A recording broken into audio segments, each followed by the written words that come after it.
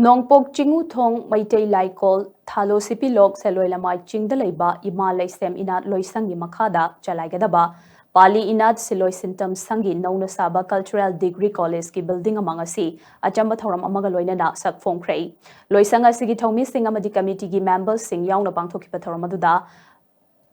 Pali Inaat Siloi Sintam Sangi Chairman Dr. T.H. Munindron Hai Pali Inaat Siloi Sintam Sangasi Manipuri University of Culture gi Makhada register Taunabakan Hotnadi Housing registration ki final stage ta leidei athuba matamda registration ki process asiloshinagani college asi ningtamna chalaiba ngamna bagidamak Manipuri University of Culture gi Chana Kanglon gi Makhada governing body ama semduna amadi takpi tambigada lecturer singsu university gi bylaws matungina regular DPC tawduna selection tawbaloi khrei university asigi infrastructure building pumnamak sem sabaloiduna class hoba yabagi phibamda leirei college asida ahanbagi oina thangta dance amadi folk music hariba subject ahum ase hangani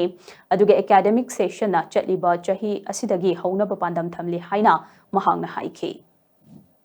Handaki se tha amani gi matunga hawgadriba Manipuri University Culture session jida nang bani akoi no ja kanna hona jari se akoi aduki process din le jari ba handak choya session hawgane na khale amma se akoi da aiba mukti akoi phangdraga se akoi gi process yamna changal la process ni yamna thuna makoi visit ama lakrani akoi form akoi gi mandatory form le amna akoi gi inclusion ga me amni over inexer tanga tra tu ga akoi form chi submit tawre atung chi da akoi gi fee ama aba ko na fee process to gi free ma